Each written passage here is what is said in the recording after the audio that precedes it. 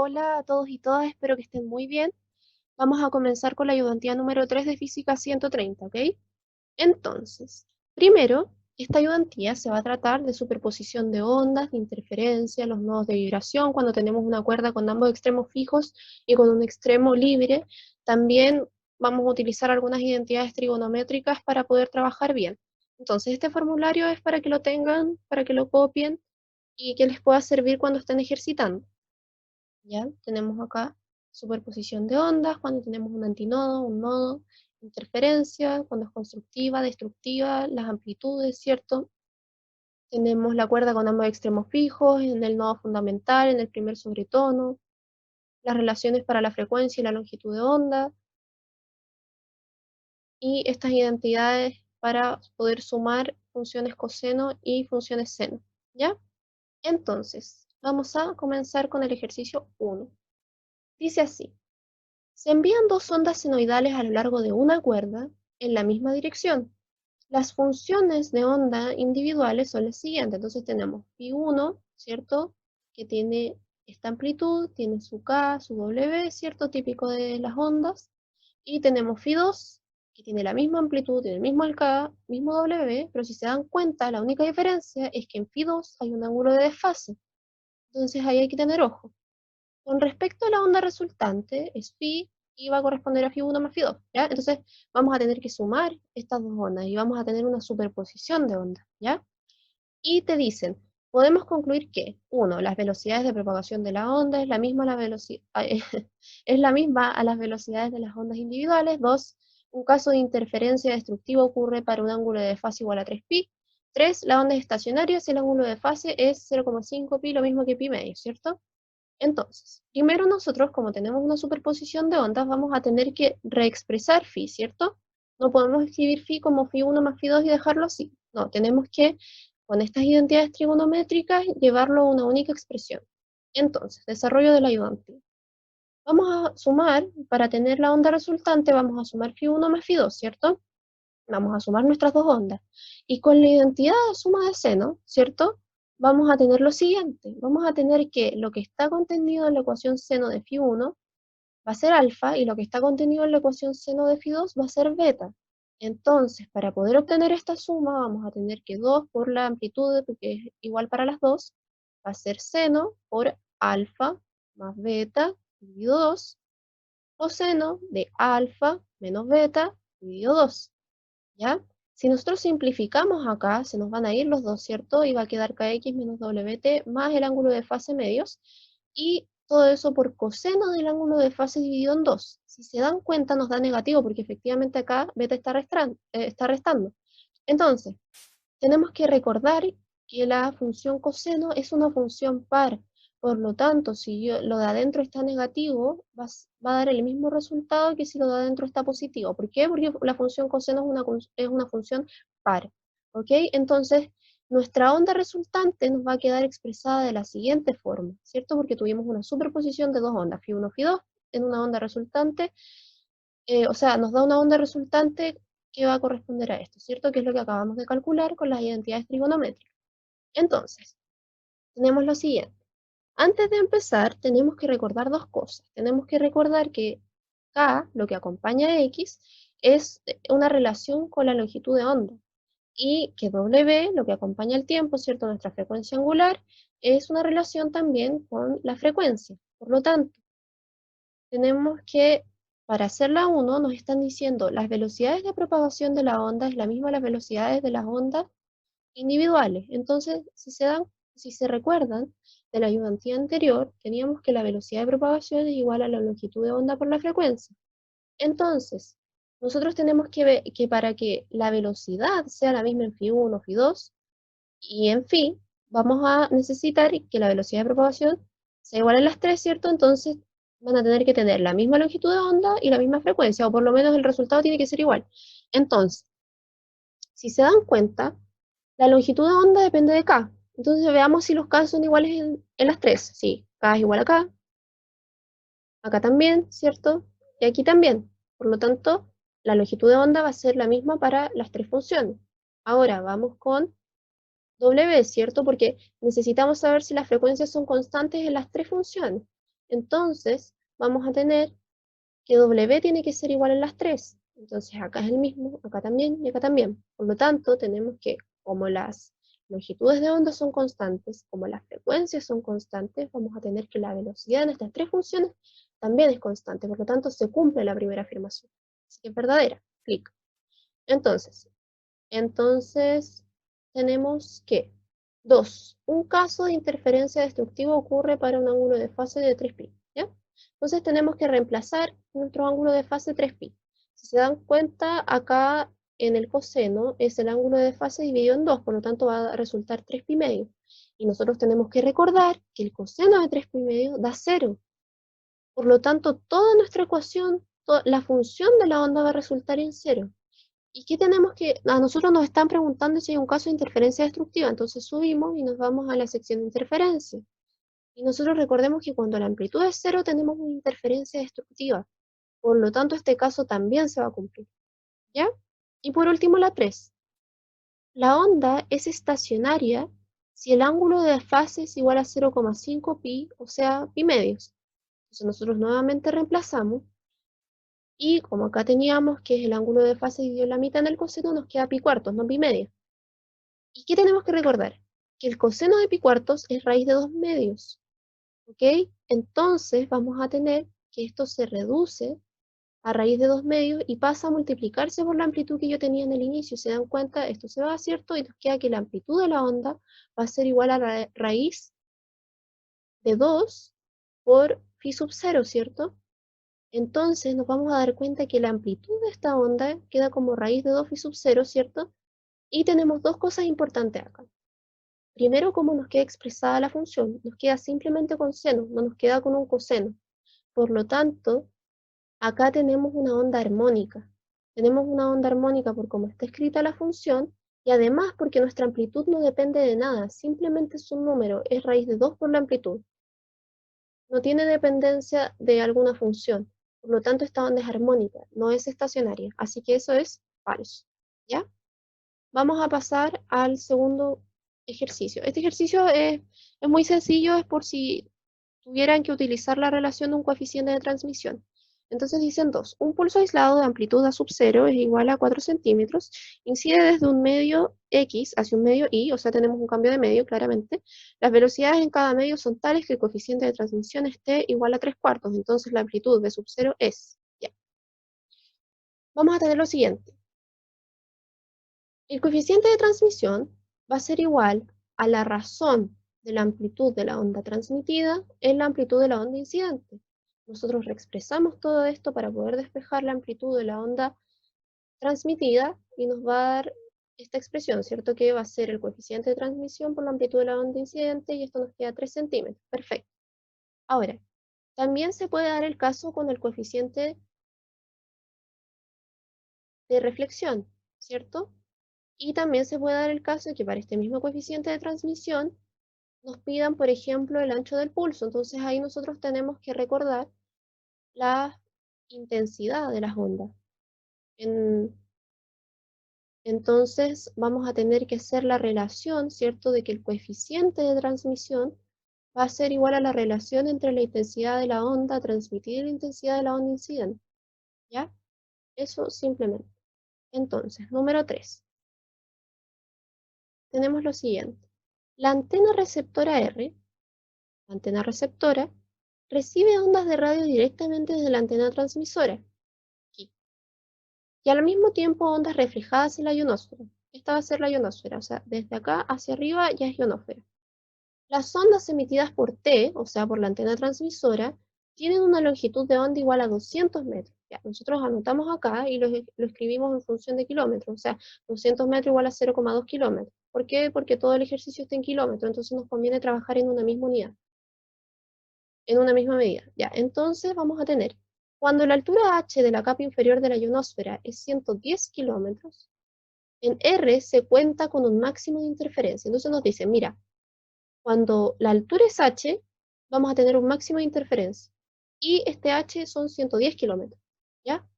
Acá, por supuesto, todo esto vale 1200 kilómetros, por lo tanto, la mitad de acá, vamos a asumir un triángulo isósceles, la mitad de acá, 600 kilómetros. Entonces, Las fluctuaciones en la altura mencionada hacen que la intensidad de la señal R, o sea, de la antena receptora, comience a disminuir gradualmente hasta desaparecer. O sea, que si nosotros pasamos de H a H' y ya estamos en una altura H' donde tenemos D', vamos a tener un mínimo de interferencia. ¿Por qué? Porque la intensidad de la señal R comienza a disminuir gradualmente hasta desaparecer, o sea, tenemos un mínimo. ¿Ya? Entonces la pregunta acá es, ¿en cuánto cambió la altura de la ionosfera asumiendo que ésta se elevó con respecto a su nivel original? Entonces nos están preguntando la diferencia de los H, de H' y de H, ¿cierto? H' menos H, delta H, la variación del H. Entonces, ¿qué vamos a tener nosotros? Tenemos dos datos importantes. El primer dato es que tenemos un máximo de interferencia cuando estamos utilizando D y cuando tenemos H. Y tenemos un mínimo de interferencia con D' y con H', ¿cierto? Entonces, eso ya nos va a servir para poder calcular el n y en base a ese n, después vamos a poder calcular h'. Entonces, comencemos. Acá tenemos nuestras relaciones para las interferencias, cuando es constructiva y cuando es destructiva. Entonces, acá tenemos que utilizar la diferencia de caminos que tengo para llegar desde la antena transmisora a la antena receptora. Entonces, vamos a tener que la diferencia de caminos va a ser igual a 2D menos 1200. ¿Qué quiere decir esto? Tengo dos formas de llegar de la antena transmisora a la antena receptora. D, triángulo isósceles, más D, o directamente 1200. Por lo tanto, la diferencia de caminos es 2D menos 1200. Y eso va a ser igual a n por lambda. Lambda ya lo tenemos, y como es interferencia constructiva, porque hay un máximo de interferencia, tenemos que utilizar esta expresión, ¿cierto? Por lo tanto, aquí vamos a poder calcular el n, y nosotros reemplazamos acá. El d no lo tenemos, pero lo podemos calcular con el teorema de Pitágoras. Por lo tanto, d cuadrado va a ser igual a h cuadrado más 600 al cuadrado, ¿cierto? O sea, d va a ser igual a la raíz de h al cuadrado más 600 al cuadrado, que es lo que tenemos acá. H vale 110. Entonces, nosotros despejando esta expresión, nos va a dar que n va a ser igual a 100. Por lo tanto, ahora podemos pasar al caso final para poder despejar h'.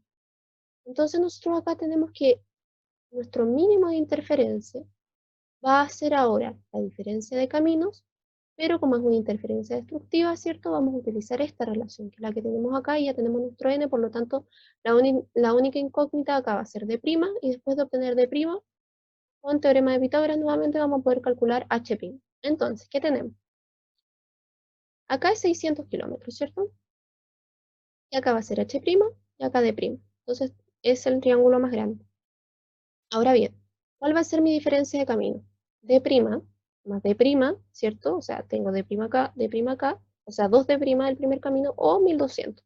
Entonces nuestra diferencia de caminos es 2D' menos 1200, reemplazando nuestra expresión para una interferencia destructiva o mínimo de interferencia. Entonces vamos a tener que 2D' va a ser igual a 1200, ¿cierto? Reemplazo acá con el 100 del n que nos había dado antes, y vamos a tener que D' son 610,05 kilómetros, ¿ok?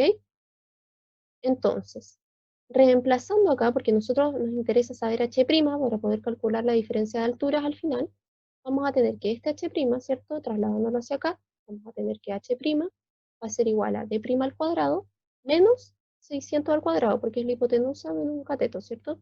Entonces vamos a tener lo siguiente, 610,05 al cuadrado va a ser igual a 600 al cuadrado más h' al cuadrado.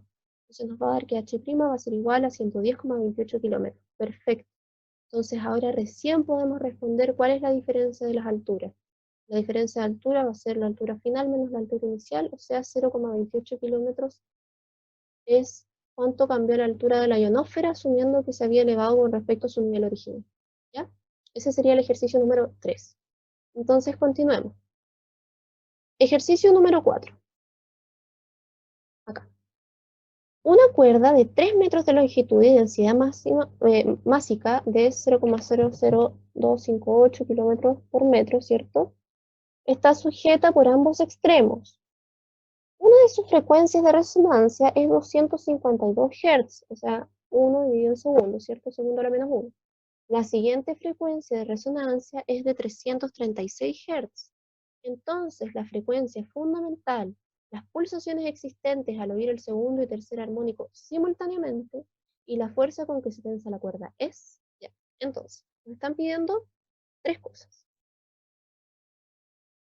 Primero, ¿qué datos nos están dando en el ejercicio? Nos están diciendo, mira, el largo de esta cuerda son 3 metros. Tienes una densidad másica tanto. Además, te están dando la frecuencia de resonancia y la otra frecuencia de resonancia, y con eso vamos a poder obtener la frecuencia fundamental, ¿cierto? Entonces, si nosotros vamos a determinar que la primera, ¿cierto? Va a ser un F sub n, porque no sabemos en qué armónico se encuentra, pero sabemos que es menor al otro, por lo tanto simplemente denominamos por F sub n igual a 252 Hz y F sub n más 1. Por lo tanto, la diferencia nos va a otorgar la frecuencia fundamental, que serían 84 Hz. Ya, perfecto, ahí ya tenemos lo primero. Después vamos a utilizar estas dos relaciones. Esto todavía no lo tomen en consideración porque lo voy a explicar más abajo. Esto todavía no. ¿Ya? Esto sí. ¿Qué tenemos que recordar acá? Recordemos que la velocidad se podía expresar en función del producto de la longitud de onda y la frecuencia, pero que la velocidad de propagación también podía ser la raíz, ¿cierto?, de la tensión de la cuerda dividido en mu, ¿cierto?, densidad másica. Entonces, tenemos que estas dos expresiones son iguales a la velocidad de propagación, por lo tanto las dos son iguales, así que vamos a trabajar con ellas. Ahora, ¿qué datos tenemos nosotros?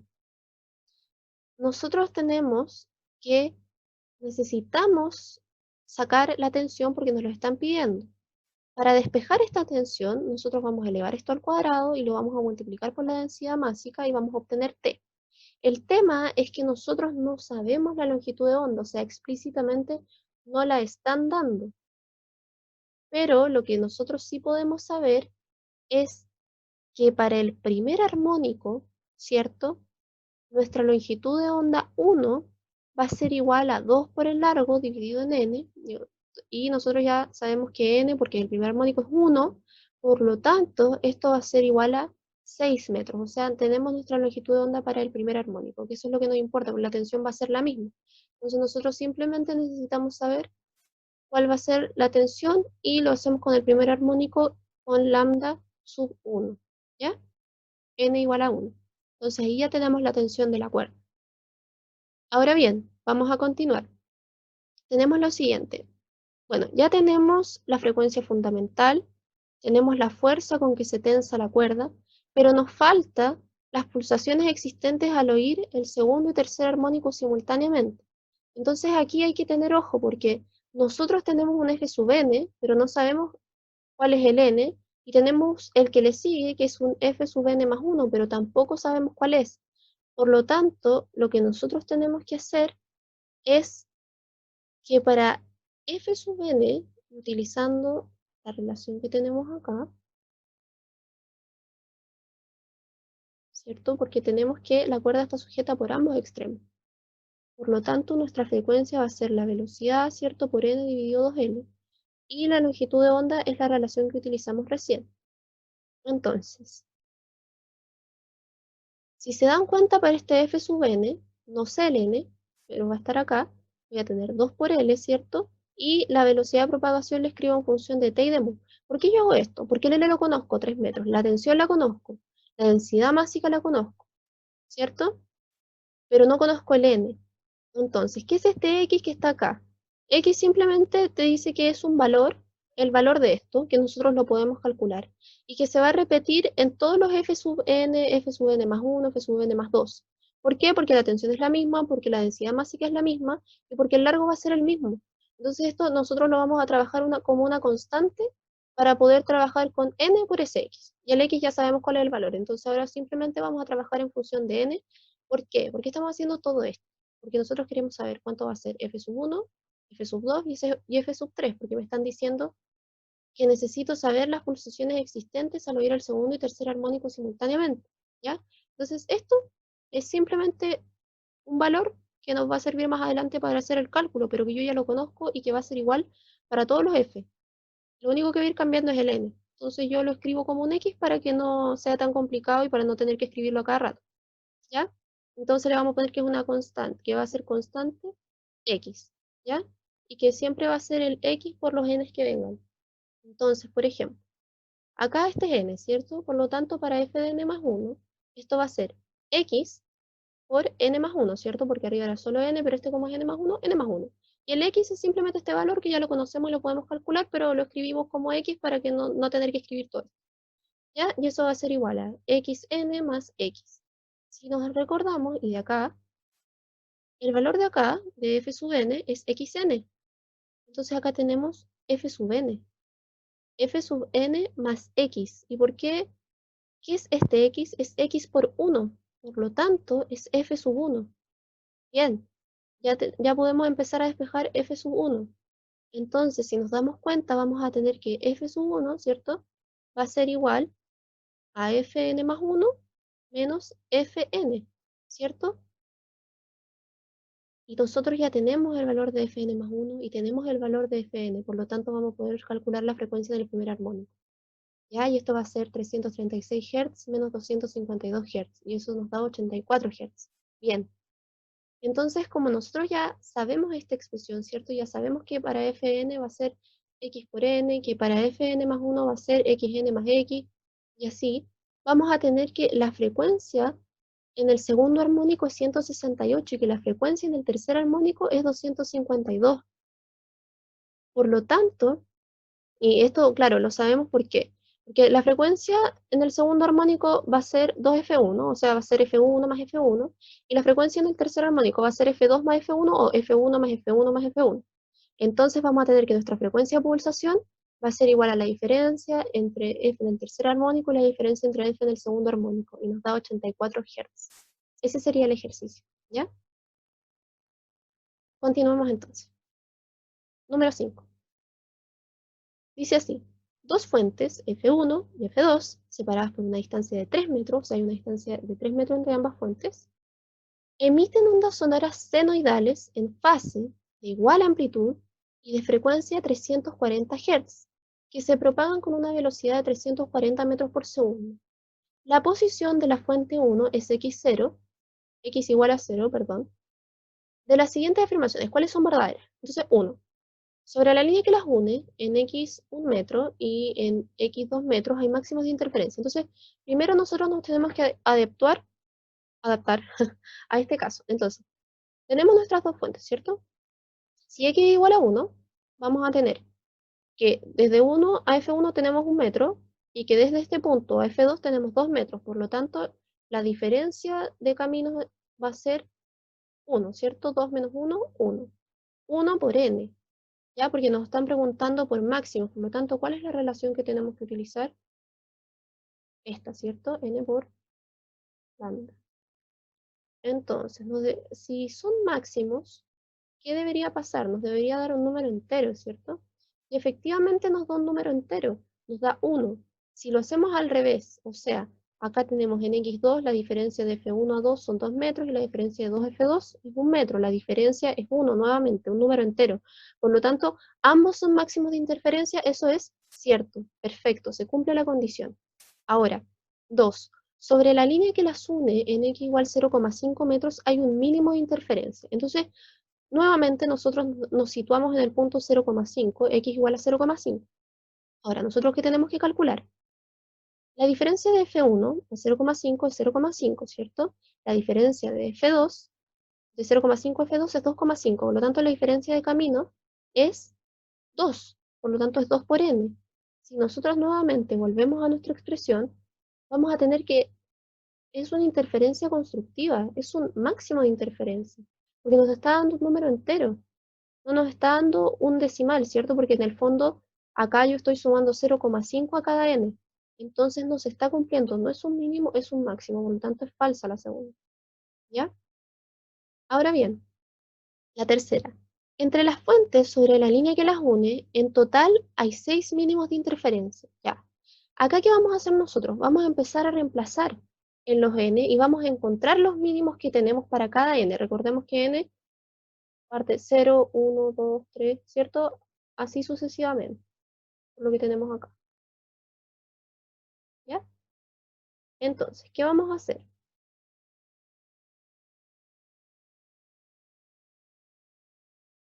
Si tengo un n igual a 0, ¿qué va a pasar? Voy a tener lo siguiente. Lambda dividido 2. Yo acá voy a estar buscando mínimos de interferencia, por lo tanto la relación que tengo que utilizar es esta, ¿cierto? Si n es igual a 0, ¿qué va a pasar? Que voy a tener lambda medio, ¿cierto? Entonces es el primer caso, lambda medio. ¿Conozco lambda? Sí, lo conozco. ¿Por qué? Porque me dan la velocidad, que es 340 metros por segundo, y me dan la frecuencia, 340 Hz, por lo tanto lambda es igual a 1 metro, ¿ya? Entonces vamos a tener que esto va a ser 0,5, y la suma, o sea, lo que yo tenga de R1 y le sumo R2 va a ser 3 metros siempre, o sea, siempre voy a completar entre F1 y F2 3 metros, por lo tanto esto es constante. Siempre R1 más R2, 3 metros. Ahora bien, pero esta diferencia que yo voy a tener entre ambos va a ser de 0,5. Entonces, si nosotros resolvemos este sistema de ecuación, nos van a dar dos valores. Nos va a dar que R1 es igual a 1,25 y R2 va a ser igual a 1,75. ¿Ya? Entonces sería que acá, ¿cierto? Llegamos a 1,25 y ahí está el punto. Y desde ese 1,25 a F2 hay 1,75. Ahí hay un mínimo, ¿cierto? Pero también se puede dar viceversa, o sea, se puede dar en el otro caso al revés, o sea, que ahora R1 sea 1,75 y que R2 sea igual a 1,25. Y esos dos van a ser mínimos, ahí se cumple que sean mínimos. Por lo tanto, ya tenemos dos mínimos. Entonces ahora tenemos que continuar. N1. Para N1 vamos a tener que R2 menos R1, ¿cierto? Va a ser igual a 3 lambda medios. ¿Por qué? Porque es N más un medio, y todo eso por lambda. Nosotros tenemos que nuestro N es 1, por lo tanto 1 más un medio, 3 medios por lambda. Lambda lo conocemos, es 1. Por lo tanto, 3 medios, 1,5. Resolviendo este sistema de ecuación, nos va a dar lo siguiente. Nos va a dar que R1 es igual a 2,25 y que R2 es 0,75. Ahí hay un mínimo. Entonces, como que tuviéramos de 2,25 acá y sobra 0,75. Ahora, se puede dar en el otro caso, de que acá hasta 0,75 y que de 0,75 a F2 hayan 2,25, ¿cierto? Por lo tanto, ya acá tenemos dos mínimos, llevamos cuatro mínimos. Entonces, continuemos. Cuando n es igual a 2, tenemos que la diferencia, ¿cierto? Va a ser igual a 5 lambda medio. ¿Por qué? Porque vamos a tener que estos dos, ¿cierto? 2 más un medio son 5 medios por lambda. Lambda igual a 1, por lo tanto 5 medios, 2,5. Ahí. Ya, 2,5, ¿cierto? Resolviendo nuevamente este sistema de ecuaciones. Recordemos que la suma de R1 más R2 siempre va a ser 3. Siempre el R1 que tenga más el R2 va a tener que ser 3, porque esa es la máxima distancia que tengo entre ambas fuentes. Por lo tanto, acá también se cumple que hay dos mínimos y vamos a tener que R1 es igual a 0,25, R2 igual a 2,75, o sea acá 0,25 y desde 0,25 F2, 2,75. Podría ser el caso opuesto, podría ser que vas de F1 a 2,75 y de 2,75 a ser, de 2,75 hasta F2 tienes una distancia de 0,25, entonces ahí ya tienes dos mínimos más, llevamos 6 mínimos. Entonces, después 3, con n igual 3. La diferencia, si nos dan cuenta, nos da 3,5, ¿ya? Y la suma es 3. Ahora, nosotros igual deberíamos pensar, por mera como eh, infiriendo, ¿cierto? Nosotros decimos, ¿cómo la diferencia entre estas dos distancias va a ser 3,5 si ellas suman 3? O sea, una de ellas tiene que estar fuera del rango. Y si se dan cuenta, la ecuación al resolverla justamente nos dice eso, mira, para que esto se cumpla, o sea, si tú quieres que la distancia entre ellas sea 3,5 y que ambas sumen 3, una va a tener que ser negativa, o sea, te está saliendo del rango, te está saliendo de lo que te piden en el enunciado, porque ellas tienen que sumar 3 y su diferencia no puede ser mayor a 3, ¿ya? Por lo tanto, nosotros ya agotamos todos los casos hasta N2 de los mínimos que podían haber. Así que efectivamente 1, 2, 3, 4, 5, 6, hay 6 mínimos de interferencia, por lo tanto es verdadera la 1. ¿Ya? Entonces la primera era verdadera, la segunda era falsa y la tercera era verdadera. ¿Ya? Bueno, eso fue la ayudantía número 3, de interferencia, superposición de ondas, nodos de vibración. Acá están los contactos de Fabián, mi contacto y el contacto de la profesora. Por favor, ante cualquier duda, se contactan con nosotros, está el grupo de WhatsApp, les vamos a responder rápidamente, así que la idea es que ante cualquier duda, por favor, nos contacten, ¿ya? Eso, espero que tengan una muy buena semana. Adiós.